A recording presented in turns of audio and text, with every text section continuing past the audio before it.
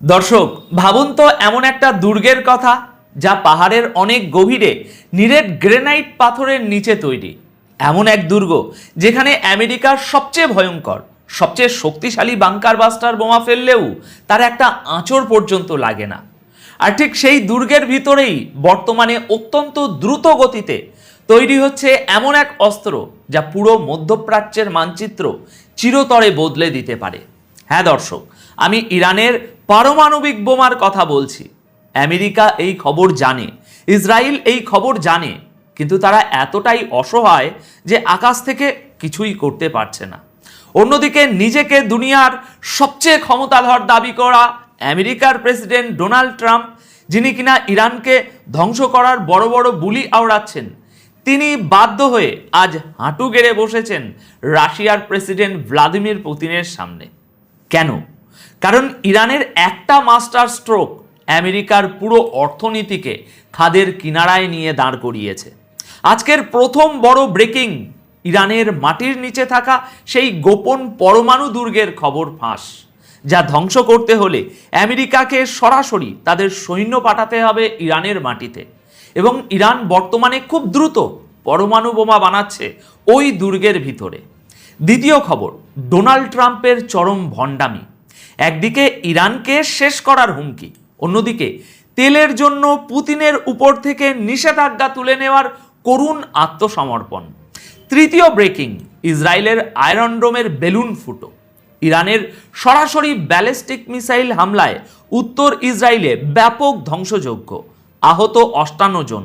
এবং চতুর্থ খবর, সৌদি আরবে আকাশ জুড়ে ড্রোন বৃষ্টি এবং ইরানের সর্বাত্মক যুদ্ধের সেই চূড়ান্ত হুমকি, যা পুরো বিশ্বের তেলের বাজারকে জিম্মি করে ফেলেছে। আজ 13ই মার্চ শুক্রবার সন্ধ্যা 6টায় এই খবর পড়ছি। চলুন প্রত্যেকটি খবরের গভীরে যাওয়া যাক। দর্শক, একটু গভীরভাবে চিন্তা করুন, পশ্চিমা বিশ্ব সবসময় আমাদের কি বোঝাতে চেয়েছে?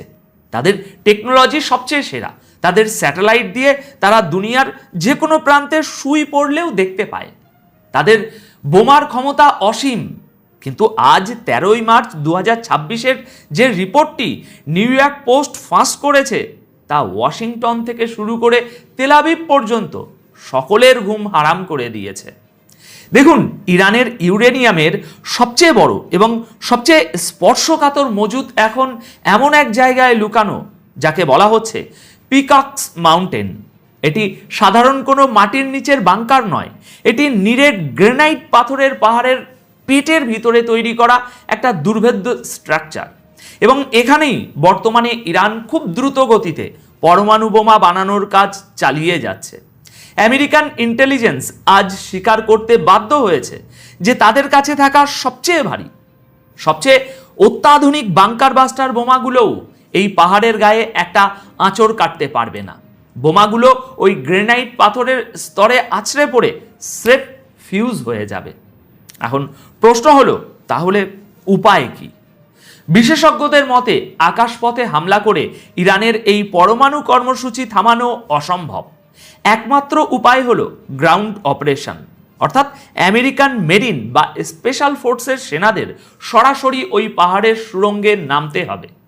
সিরিয়াসলি বলুন তো, পেন্টাগন কি এই আত্মঘাতী সিদ্ধান্ত নিতে পারবে? ভিয়েতনাম বা আফগানিস্তানে তারা যে লাশগুলো গুনেছে, তার চেয়েও ভয়াবহ হবে ইরানের মাটিতে পা রাখা। ওই সুড়ঙ্গে ঢোকার মানে হলো আমেরিকান সেনাদের জন্য নিশ্চিত মৃত্যুর ফাঁদে পা দেওয়া। আর এটাই হলো আসল খেলা। ইরান প্রকৃতিকে ব্যবহার করে এমন এক নিউক্লিয়ার শিল্ড তৈরি করেছে, যা ভেদ করার বুকের পাটা এই মুহূর্তে পেন্টাগনের নেই। ইরানের সুপ্রিম লিডারের ফতোয়া বা সিদ্ধান্ত যাই হোক না কেন, এই মুহূর্তে আত্মরক্ষার জন্য ইরান যদি পারমাণবিক টেস্ট করেই ফেলে, তবে অবাক হওয়ার কিছু থাকবে না। কারণ একবার টেস্ট হয়ে গেলে ভবিষ্যতের জন্য ইরানের উপরে হামলার চিন্তাও পশ্চিমা বিশ্বকে মাথা থেকে ঝেড়ে ফেলতে হবে। আমেরিকা তো মাটির নিচে নামতে ভয় পাচ্ছে, কিন্তু ট্রাম্প নিজের গতি বাঁচাতে এমন এক কাজ করে বসলেন যা শুনলে আপনি চমকে যাবেন। পুতিনের পায়ে পড়লেন ট্রাম্প। আসুন দেখি। দর্শক, আমরা সবসময় বলি যে সুপার পাওয়াররা কোনো নীতি বা আদর্শ দিয়ে চলে না, তারা চলে স্বার্থ দিয়ে। ডোনাল্ড ট্রাম্প নিজেকে আমেরিকার 47তম প্রেসিডেন্ট হিসাবে ঘোষণা করে বুক ফুলিয়ে বলেছিলেন যে তিনি ইরানের 47 বছরের শাসন চিরতরে শেষ করে দেবেন। কিন্তু পর্দার পেছনের জিওপলিটিক্যাল রিয়ালিটি সম্পূর্ণ ভিন্ন। ইরান যখন দেখল আমেরিকা এবং ইসরায়েল সরাসরি সংঘাতে জড়াচ্ছে, তখন তারা এমন এক জায়গায় আঘাত করলো যেখানে আমেরিকার সবচেয়ে বেশি লাগে, অর্থনীতি। ইরানের নেভি এবং তাদের অত্যাধুনিক ড্রোনগুলো অত্যন্ত সুকৌশলে হরমুজ প্রণালীর রুট পুরোপুরি অচল করে দিয়েছে। ওখান দিয়ে তেল সরবরাহ বন্ধ মানে পুরো দুনিয়ার অর্থনীতিতে হার্ট অ্যাটাক হওয়ার সমান। আর এর ফল কি হলো? মাত্র 1 মাসের মধ্যে আমেরিকায় পেট্রোলের দাম প্রতি গ্যালনে 65 সেন্ট বেড়ে গেল। বিশ্ববাজারে তেলের দাম ব্যারেল প্রতি $100 ছাড়িয়ে গেল। আমেরিকার স্টক মার্কেট ধসে পড়তে শুরু করলো। আমেরিকার অভ্যন্তরীণ রাজনীতিতে তেলের দাম বাড়া মানে প্রেসিডেন্টের গদি নড়বড়ে হয়ে যাওয়া। এই বিশাল চাপ সামলাতে না পেরে ডোনাল্ড ট্রাম্পের সরকার বাধ্য হলো এমন এক সিদ্ধান্ত নিতে যা পুরো বিশ্বের সামনে তাদের ভণ্ডামিকে উলঙ্গ করে দিয়েছে। গতকাল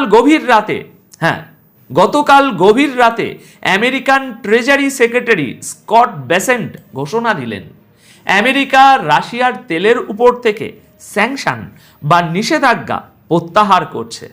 দেখুন দর্শক, যে রাশিয়াকে একঘরে করার জন্য আমেরিকা বিলিয়ন বিলিয়ন ডলার খরচ করে ইউক্রেন যুদ্ধ চালালো, সেই পুতিনের কাছেই ট্রাম্পকে আজ তেলের জন্য ভিক্ষে চাইতে হচ্ছে। ট্রাম্প প্রশাসন 30 দিনের জন্য একটি স্পেশাল ওয়েভার জারি করেছে যাতে সমুদ্রে আটকে থাকা রাশিয়ার তেল বিশ্ববাজারে ঢুকতে পারে। একদিকে ট্রাম্প দাবি করছেন তিনি ইরানকে শেষ করছেন, অন্যদিকে ইরানের তৈরি করা অর্থনৈতিক ধাক্কা সামলাতে তাকে রাশিয়ার কাছে হাত পাততে হচ্ছে। আর এটাই হলো আবারও সেই আসল খেলা। এই যুদ্ধে আমেরিকার সুপার পাওয়ার ইগোর চরম পতন ঘটল। একদিকে ট্রাম্প যখন পুতিনের কাছে তেল ভিক্ষে করছেন, তখন অন্যদিকে তিনি টিভিতে এসে কি বড় বড় ডায়লগ দিচ্ছে জানেন? আর তার সেই ডায়লগের জবাব ইরান কিভাবে দিল চলুন দেখি। ইসরায়েলের ভিতরের খবর। দর্শক, ট্রাম্প সাহেব আজ টিভিতে এসে বেশ জোর গলায় দাবি করলেন যে তিনি ইরানের নেভি, এয়ারফোর্স এবং মিসাইল সিস্টেম পুরোপুরি ধ্বংস করে দিয়েছেন। তিনি বললেন ইরান 47 বছর ধরে নিরীহদের মারছিল, আজ 47তম প্রেসিডেন্ট হিসাবে আমি তাদের শেষ করে দিলাম। সিরিয়াসলি বলুন তো, যদি ইরানের সব সামরিক ক্ষমতা ধ্বংসই হয়ে গিয়ে থাকে, তাহলে ইসরায়েলের ভিতরে ঢুকে এই ধ্বংসযজ্ঞ চালাচ্ছে কারা? গতকাল ভোর রাতের খবর শুনলে আপনাদের চোখ কপালে উঠবে। উত্তর ইসরায়েলের জার্জির এলাকায় সরাসরি আঘাত এনেছে ইরানের ব্যালিস্টিক মিসাইল। ইসরায়েল সাধারণত তাদের নিহতের সংখ্যা কখনোই সঠিকভাবে প্রকাশ করে না, এটি তাদের পুরনো মিডিয়া পলিসি। কিন্তু আজ তারা বাধ্য হয়ে স্বীকার করেছে যে এই হামলায় অন্তত 58 জন মারাত্মকভাবে আহত হয়েছে।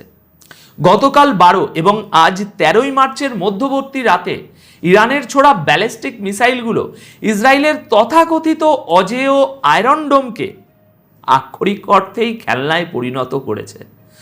জার্জির এলাকার আবাসিক ভবন এবং গাড়িগুলোর যে ধ্বংসচিত্র সামনে এসেছে তা প্রমাণ করে যে এই মিসাইলগুলো কোনো সাধারণ রকেট নয়। এর মানে হলো ইরানের মিসাইল এখন ইসরায়েলের একেবারে ভিতরের শহরগুলোকে সরাসরি নিশানা করছে। ইসরায়েলের ভিতরে এখন চরম আতঙ্কের পরিবেশ। সাধারণ ইসরায়েলিরা বুঝতে পারছে যে তাদের সরকার এবং আমেরিকার সুরক্ষা কবচ তাদের আর বাঁচাতে পারছে না। দর্শক, ইসরায়েলের ভেতরে এই ধ্বংসযজ্ঞ তো দেখলেন, কিন্তু সৌদি আরবের আকাশে হঠাৎ কিসের এত ড্রোন? আমেরিকা সেখানে কিভাবে ফেঁসে গেল? আসুন বিশ্লেষণ করি। দেখুন, শুধু ইসরায়েল নয়, বর্তমানে পুরো মধ্যপ্রাচ্যই যুদ্ধের দাবানল ছড়িয়ে পড়েছে। পুরো মধ্যপ্রাচ্যে সৌদি আরবের প্রতিরক্ষা মন্ত্রণালয় জানিয়েছে যে গত কয়েক ঘন্টায় তাদের আকাশ সীমায় অন্তত 50টি ড্রোন প্রবেশ করেছে, যেগুলো তারা ইন্টারসেপ্ট করেছে।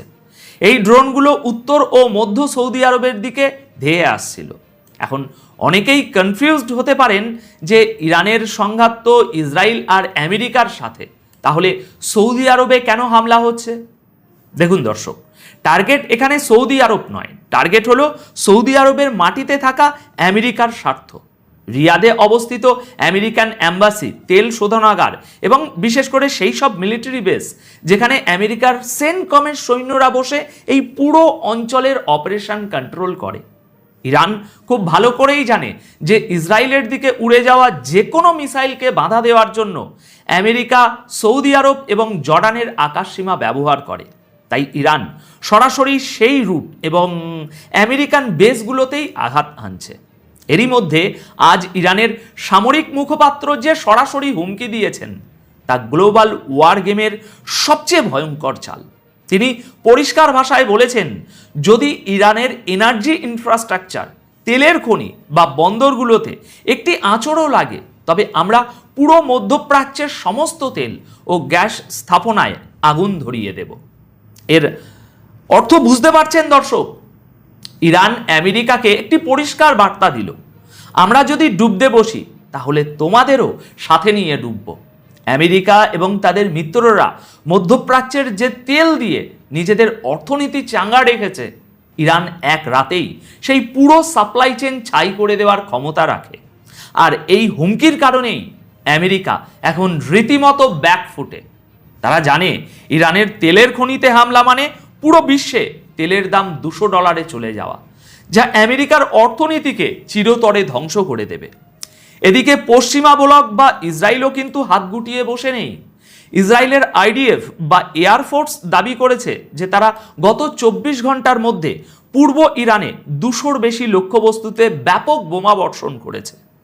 তাদের দাবি অনুযায়ী তারা ইরানের ballistic missile launcher, air defence system এবং অস্ত্র কারখানায় আঘাত এনেছে। এমনকি তারা কিছু ভিডিও রিলিজ করেছে যেখানে তাদের যুদ্ধ বিমানগুলোকে অপারেশন চালাতে দেখা যাচ্ছে। কিন্তু দর্শক, জিওপলিটিক্স যারা বোঝেন তারা জানেন যে যুদ্ধের ময়দানে একটা কথা খুব প্রচলিত, যুদ্ধে সবার আগে মৃত্যু হয় সত্যের। ইসরায়েলকে এই মুহূর্তে তাদের দেশের জনগণের সামনে এবং বিশ্বের সামনে নিজেদের সুপ্রিয়রিটি বা শ্রেষ্ঠত্ব প্রমাণ করতে হবে। ইরানের একের পর এক হামলায় তাদের যে নাজেহাল অবস্থা সেটা ঢাকতে এই ধরনের মিডিয়া ক্যাম্পেইন অত্যন্ত জরুরি। আমি বলছি না যে তারা হামলা করেনি, কিন্তু তারা যতটা দাবি করছে, ডোনাল্ড ট্রাম্প যতটা দাবি করছেন যে সব ধ্বংস করে দিয়েছি, বাস্তব চিত্রটা তার চেয়ে বহু ক্রোশ দূরে। যদি সত্যি ইরানের সব মিসাইল লঞ্চার ধ্বংস হয়ে যেত তাহলে প্রতিদিন তেল আবিবে সাইরেন বাজতো না, আর আমেরিকান বেসগুলোতে ড্রোন বৃষ্টি হতো না। দর্শক, পুরো দৃশ্যপটটি যদি আমরা একটা সুতোয় গাঁথি তাহলে কি দাঁড়াচ্ছে?